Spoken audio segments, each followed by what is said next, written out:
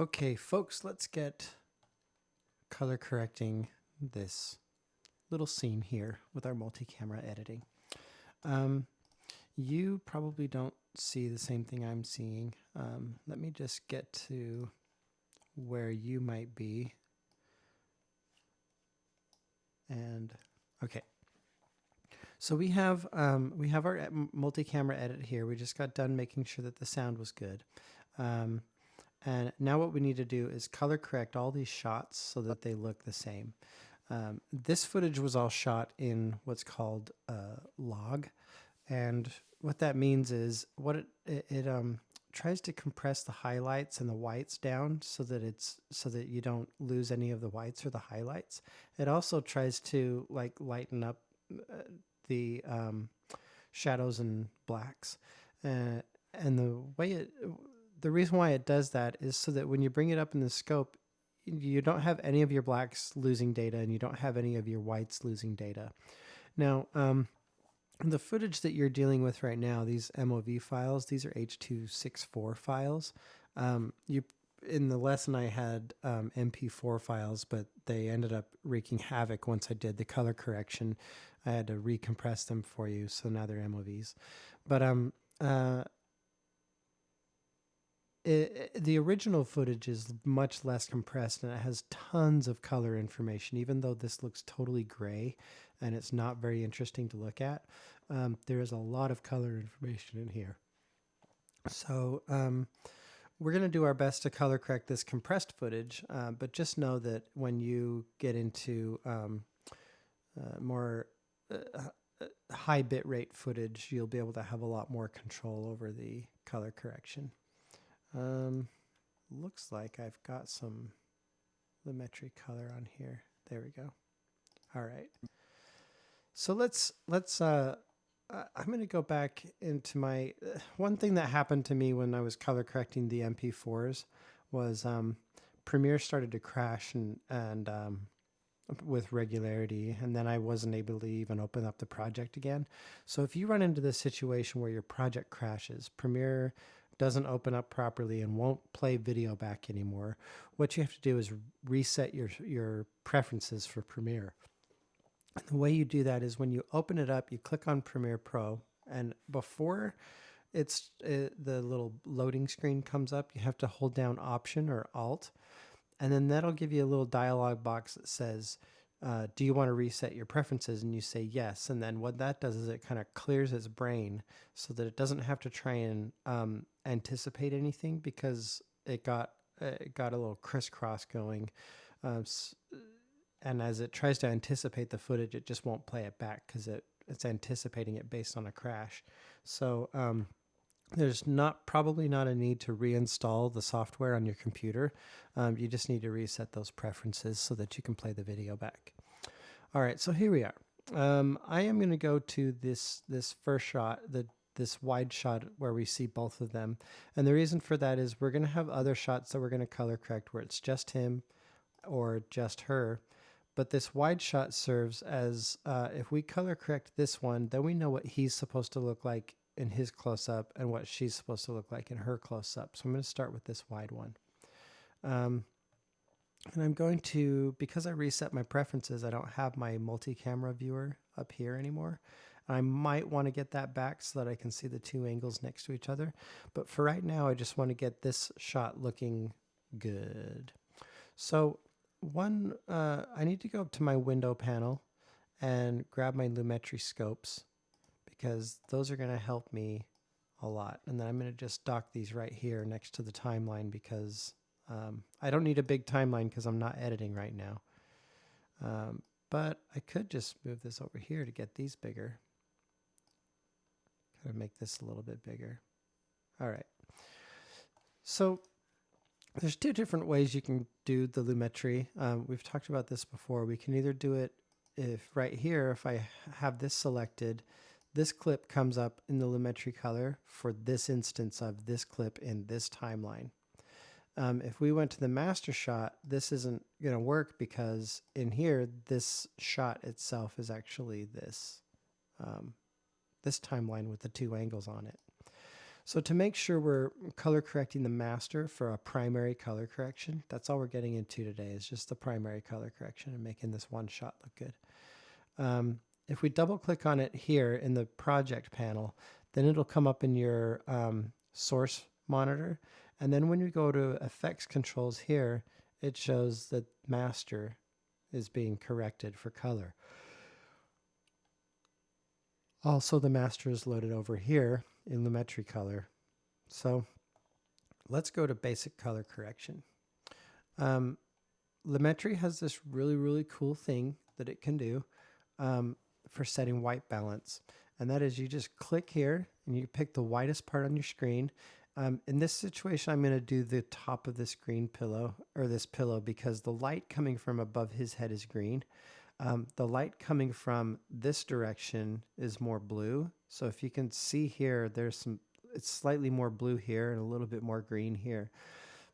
Now I can select this blue and get a white balance based on that. But as I increase the contrast on this shot, it will actually start to bring out some of those green colors. See how green that's looking now? The green colors will start to come out from that. So let me reset my Lumetri Color and do this white balance selector based on the top of this pillow, which has some of that green light in it. And now let's, in our scopes, let's look down here and make sure that we're color correcting this shot. And let's expand out these whites so that they get up a little bit more closer to 100 and pull these blacks down so that they get closer to 0. One way you can do that is by increasing the exposure, kind of pushes everything up. And then you can pull the whites are literally like taking everything from here and pulling it up.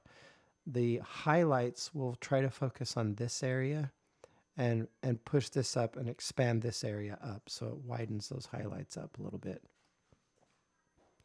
So if I pull the highlights up a bit, that'll work. I'm going to pull the shadows way down because this is a really kind of milky shot. Now in Lumetri Color, I typically don't increase the contrast.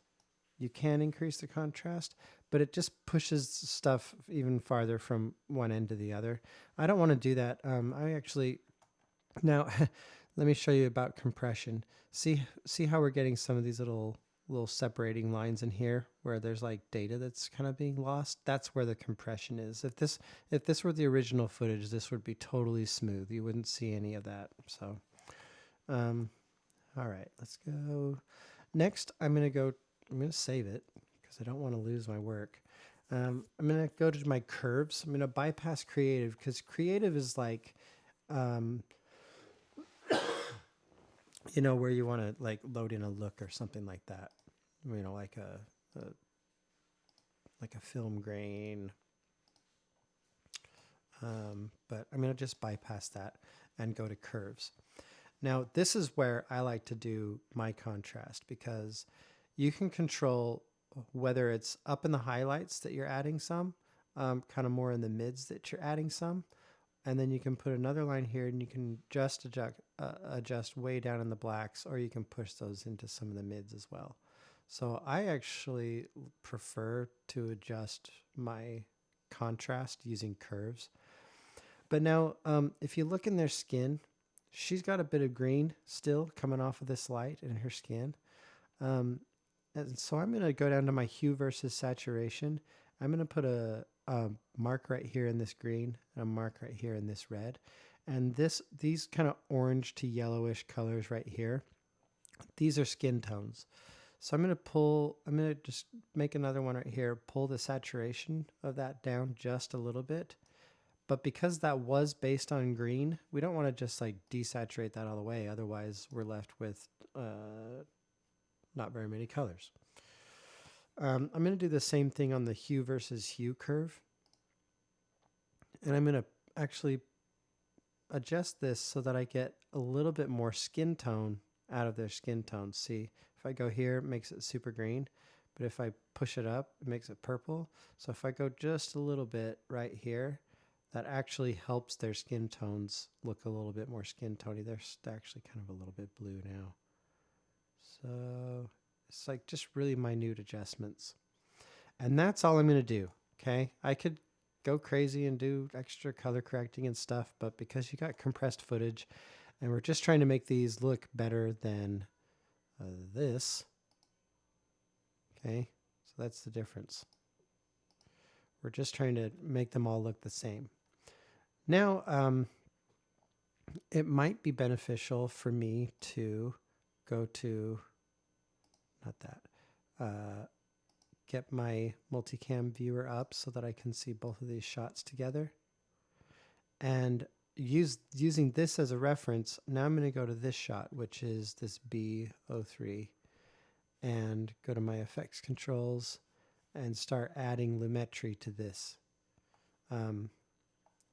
Actually, let's leave this here. So I'm going to color correct this shot based on the settings for her. So again, let's go to, I know that the white balance on these two shots is different, but if you go to your basic color correction and click on the top of his pillow again, hopefully that'll put your white balances pretty similar. And then you can just adjust all these exposure settings, pulling the whites up, pushing the shadows down, pulling the blacks down, highlights up a bit, and then going down to your curves